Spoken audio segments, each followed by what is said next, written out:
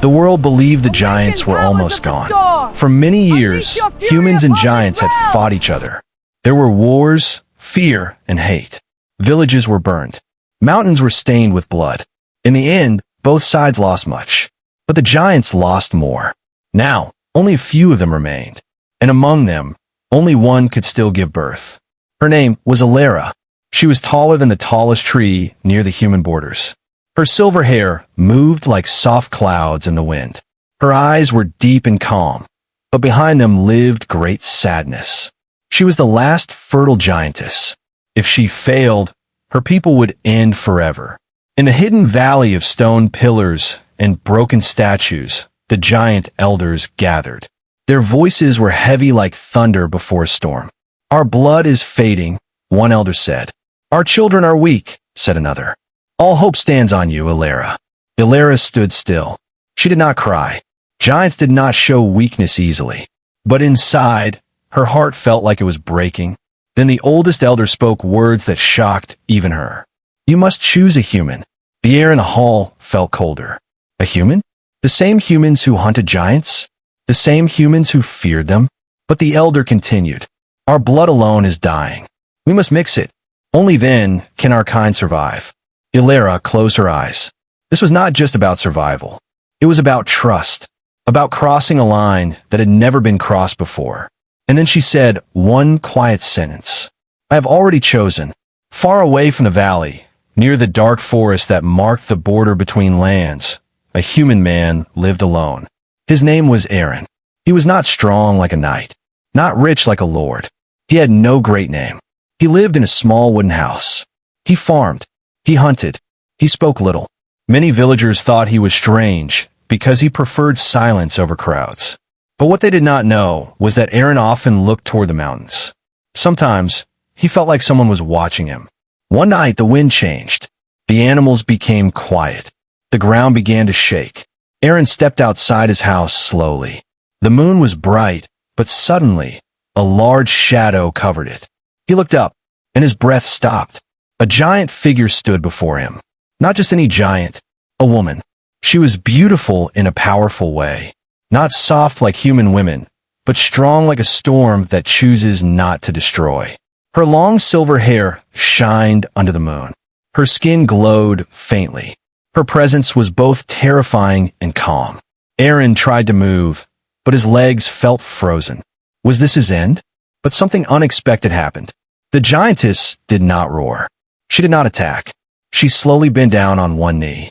The ground cracked under her weight. And then she spoke. Her voice was deep, but gentle. "Gun." His heart almost stopped. How did she know his name? He had never seen her before. He had never spoken to a giant in his life. "I have come for you," she said. Aaron finally found his voice. "For what?" Her eyes softened. "For the future." Confusion filled his mind. Fear mixed with something else, curiosity. "You were chosen long before this night," she continued. "Chosen by who?" he asked. She looked toward the mountains behind her. "By destiny and by me." The wind moved between them. The forest remained silent, as if even nature was waiting for his answer. Aaron did not know that this moment would change the world. He did not know that he was standing before the last hope of an entire race. And he did not know the most important truth of all. He had not been chosen because he was special. He had been chosen for a reason he did not yet understand. And that truth was still hidden from him. Aaron did not remember agreeing.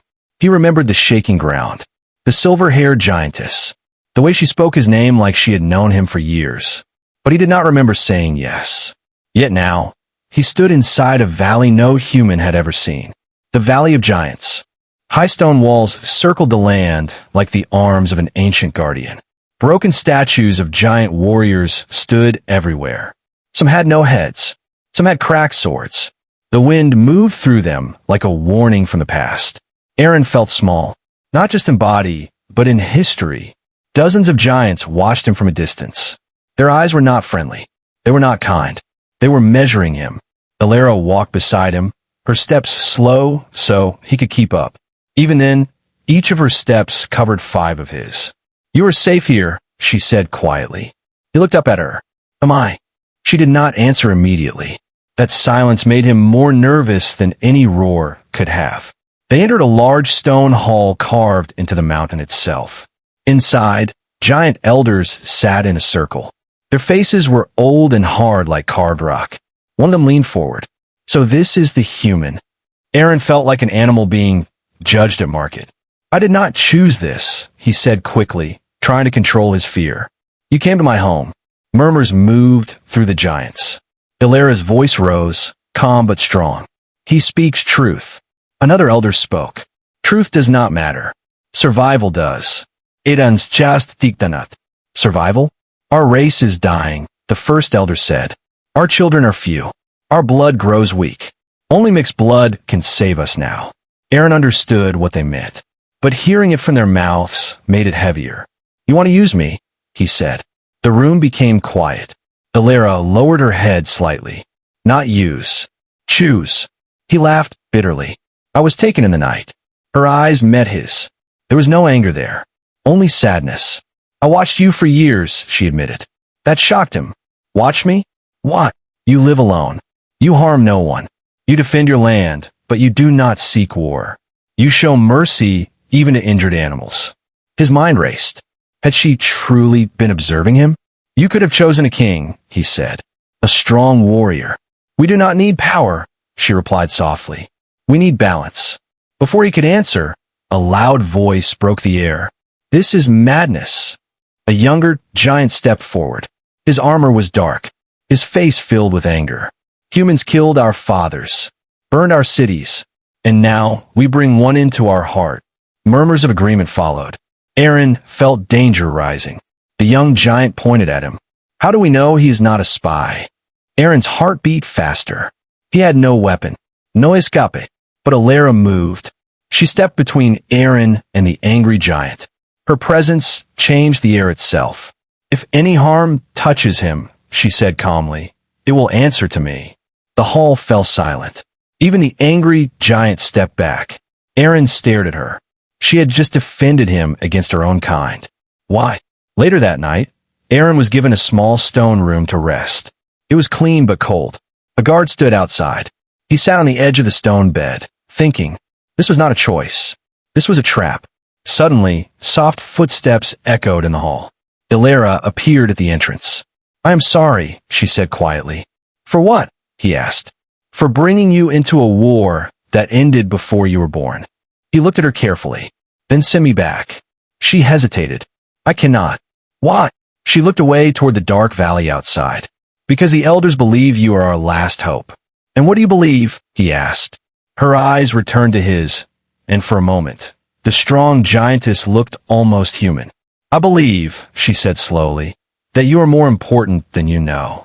Aaron did not understand her words, but somewhere deep inside him, fear was slowly turning into something else. A question. Why him? And what were they still not telling him? Aaron could not sleep. The stone room was quiet, but his mind was loud. Outside, he could hear distant giant footsteps and the wind moving through the valley. Every sound reminded him that he did not belong here. At sunrise, he stepped outside his room. The guard watched him, but did not stop him. Maybe they believed he had nowhere to run. They were right. High cliffs surrounded the valley. The only path out was guarded. Aaron walked slowly between broken statues and old stone buildings. The giants were awake now. Some carried large tools. Some trained with heavy weapons. Some simply stared at him. He felt like a stranger in a world that had once ruled the earth. As he walked, he noticed something carved into the ground near the center of the valley. A large circle made of old stone. Strange symbols surrounded it. Curiosity pulled him closer. The carvings were worn, but still clear. They showed pictures, giant figures, mountains, stars, and a human. His heart skipped. The human figure stood beside a giant woman who looked like a queen. Light shone above them from the sky. Eran stapat kluze. Below that image was another carving. The same human. But this time he was lying down. Still. And around him stood giant elders with raised hands. Aaron felt cold. "What is this?" A deep voice answered behind him. "It is older than our oldest elder." He turned. Ilara stood there, watching him carefully. "This is the prophecy chamber," she said. Aaron looked back at the stone images. That human looks like me. It is not you, she said softly. It is the chosen one. Chosen for what? Ilara did not answer right away. That depends on how you read it. He pointed at the second carving. This does not look good. Her face grew serious. Many believe it shows sacrifice. The word hit him like a stone. Sacrifice, he repeated slowly. For the survival of our race, she said. Aaron stepped away from the circle. So, I'm not just here to help you, he said. I am here to die. That is not what I believe, Ilara said quickly. But it is what they believe, he replied. Silence filled the air between them. Before she could respond, voices echoed from behind a nearby stone wall. Aaron instinctively stepped back into shadow. Two giant elders were speaking. The ritual must be completed soon, one said. The human does not know everything yet, said the other. He must not panic before the ceremony. And if he refuses? The elder's voice grew hard. Then we remind him that humans owe us a blood debt. Aaron's hands tightened into fists. Blood debt? He had done nothing to them. He turned to Ilara, anger burning in his chest. You knew. She looked shaken. I knew some elders feared the prophecy. You brought me here anyway. I believed I could protect you. From your own people? He asked sharply. Her eyes flashed with emotion, not anger but pain. I'm trying to save my race, she said. But I will not force you to die. Can you promise that? He demanded. She hesitated, and that small pause felt heavier than any answer. Aaron stepped back. I'm not part of your ancient story, he said. I'm just a farmer. You are more than that, she said. Then tell me the whole truth. The wind grew stronger, moving her silver hair around her face. There's another part of the prophecy, she said quietly. One that many elders ignore. What part? She looked at the first carving again, the one where the human stood strong beside the giant queen. It says the human will stand as equal, not as sacrifice. Aaron studied the image. Equal. But if that was true, why were the elders speaking of blood debt? Why were they hiding parts of the story? Ilara looked at him carefully. I chose you because I believed you would not run from fear, she said. But now I see I may have brought you into something darker than I expected. Aaron looked at the carvings one last time. Two possible futures carved in stone. In one, the human stands.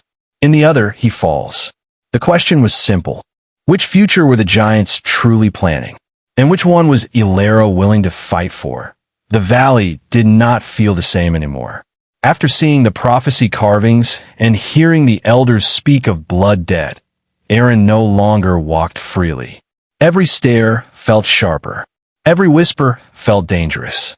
He did not know who to trust, except maybe her. Ilara. That evening, dark clouds covered the sky. A cold wind moved between the stone pillars. Giants gathered near the training grounds, preparing for something Aaron did not understand. Ilara stood on a high ridge, looking toward the mountains. Aaron climbed slowly to reach her. Even to climb made him feel small in her world. You should not wander alone, she said without turning. And you should not hide the truth, he replied calmly. She finally looked at him. There was no anger in her eyes, only tiredness. I'm not hiding it, she said. I'm trying to understand it. He crossed his arms. Your elders planned something. I heard them. I know, she admitted. That surprised him. You know, there are giants who believe humans are still our enemy, she said. They think mixing blood will weaken us. They would rather see our race and then accept change. And what do you think? He asked. She looked at her own hands. Hands large enough to break stone, yet trembling slightly. I think survival without honor is not survival, she said quietly.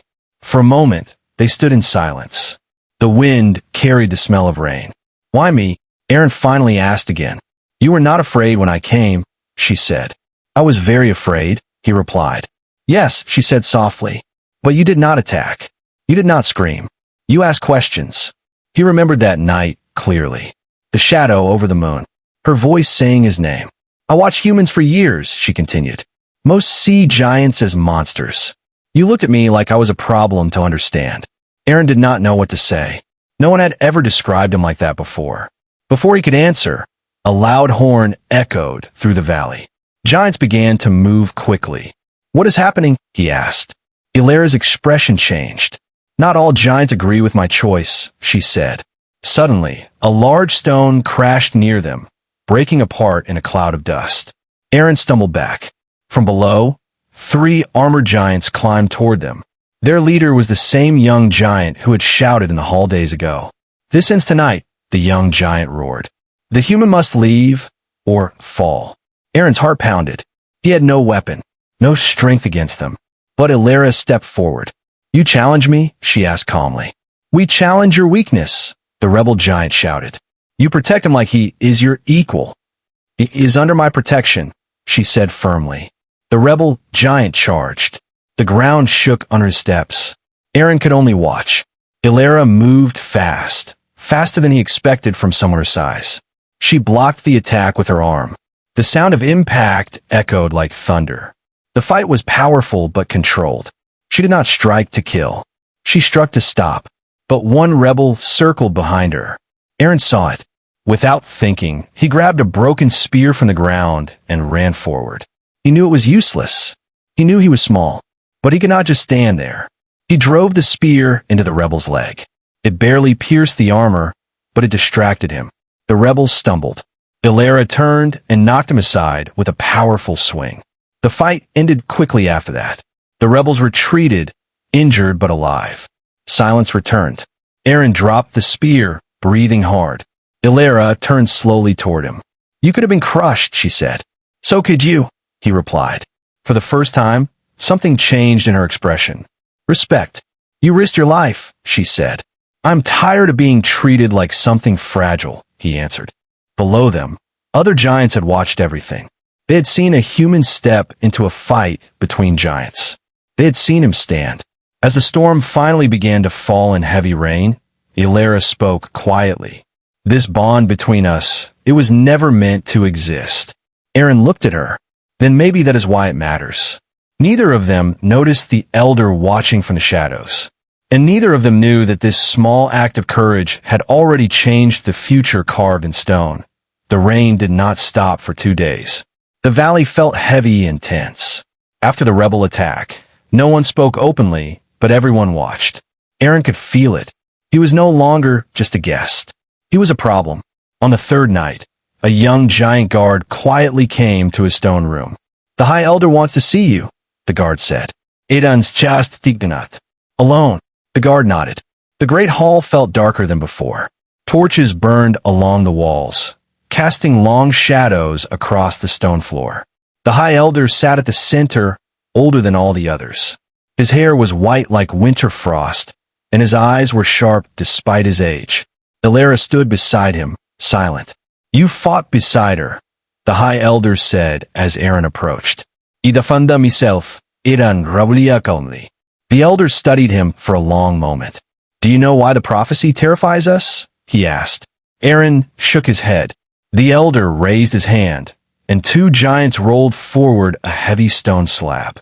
It was smaller than the giant carvings outside, but more detailed. This was hidden, the elder said. Not from you, from our own people. Edan stapat kluze. The carving showed the same human and giant queen standing together. But behind them was something new. A child, half the size of a giant, taller than a human, strong, yet different. Above the image were words carved deep into the stone. The blood of earth and sky shall unite. The bridge shall be born. Edan fronat. That does not sound like sacrifice. The elder's jaw tightened. It is not death we fear, he admitted. It is change. The hall became quiet.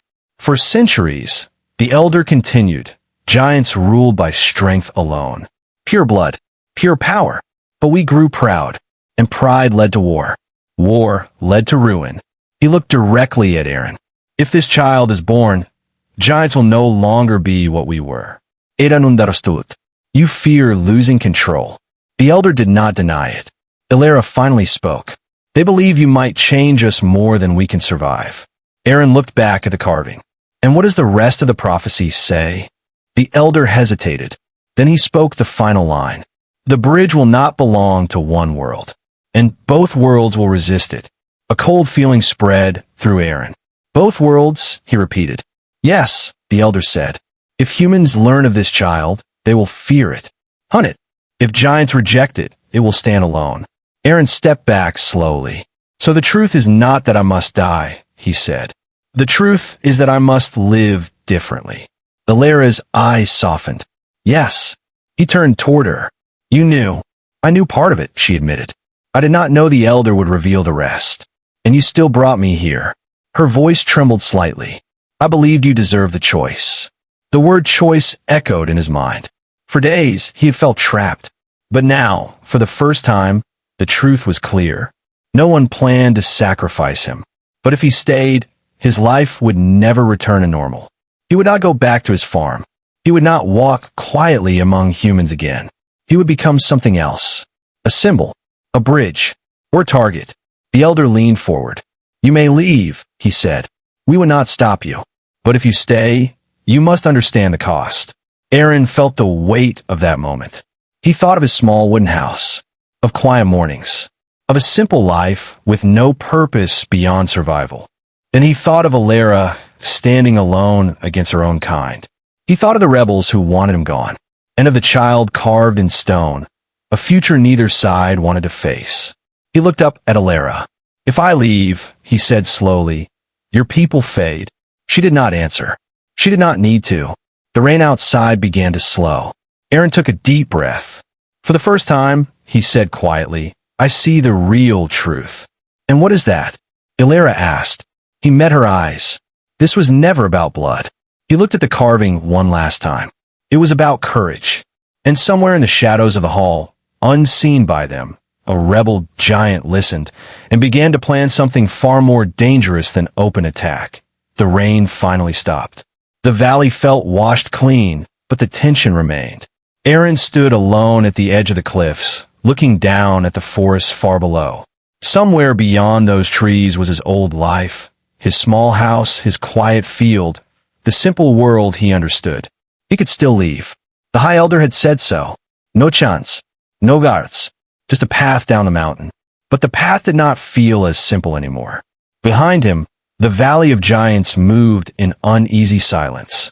Some giants trained harder than before. Some avoided looking at him. Others watched with careful curiosity. They were waiting for his choice. Footsteps approached, heavy but familiar. Illyra stopped beside him. If you leave, she said softly, no one will chase you. He nodded. And if I stay? Her voice grew steady. Then you stay as my equal. Not as sacrifice. Not as prisoner. He studied her face. For the first time, he saw fear there. Not fear of war, but fear of rejection. You are afraid, he said quietly. Yes, she answered honestly. Not of losing my people. I've already feared that for years. I am afraid of forcing you into something you do not want. The wind blew between them. Aaron thought about the prophecy, the bridge between two worlds, the child carved in stone. He had always lived without purpose beyond survival. Now, he stood at the center of something larger than himself. Before he could answer, a loud alarm horn shattered the silence. Giants shouted below. Smoke began to rise from the southern edge of the valley. Illyra's eyes widened. The rebels. This time, it was not a challenge. It was war. From the cliffs, Aaron saw them. A group of armed giants marching toward the central ritual circle. They carried heavy weapons and burning torches. They planned to destroy the chamber, Illyra said. If the prophecy stone is broken, the elders will have no symbol to protect you. And no reason to continue, Aaron realized. Without thinking, he ran down the stone steps toward the valley floor. Illyra followed, her steps shaking the earth. The rebels reached the ritual circle first. The young armored giant stood at the front. This ends now, he roared. We will not let our future be controlled by fear of extinction. He raised his weapon to strike the ancient carving. Aaron moved between him and the stone. Gasps rose from the watching giants. You will crush him, one whispered. The rebel giant looked down at Aaron in disbelief. Move, human. Aaron did not move. You fear change, Aaron shouted. But you do not fear dying out? The rebel hesitated. We were once rulers, the giant growled. We will not become half-blood creatures. Aaron's heart pounded, but his voice remained steady. Then rule by choice, not by pride. The rebel lifted his weapon anyway. Before it could fall, Illyra stepped in front of Aaron, blocking the blow with her arm. The impact echoed like thunder. Cracks spread through the stone beneath her feet. Other giants rushed forward, but this time they did not side with the rebels. They surrounded the circle, not to attack Aaron, to protect him. The High Elder raised his staff. Enough. Silence fell. He looked at Aaron. You have no weapon, no strength equal to ours. Yet you stand. Aaron looked back at him. I stand because I choose to, he said. Not because you force me. The valley held its breath. Illyra turned to him. Aaron, what is your choice? He looked around at the broken statues, the watching giants, the cracked prophecy stone. He could still walk away. But walking away would be easy. Staying would be hard. He stepped forward, placing his hand on the ancient carving. I stay, he said. The words felt heavy and freeing at the same time. I stay not because of prophecy, not because of duty, but because I believe two broken worlds can become one. The rebels lowered their weapons slowly, not defeated, but uncertain. Above them, the clouds began to part, and moonlight touched the ritual circle. The High Elder spoke quietly. Then the ritual begins at dawn.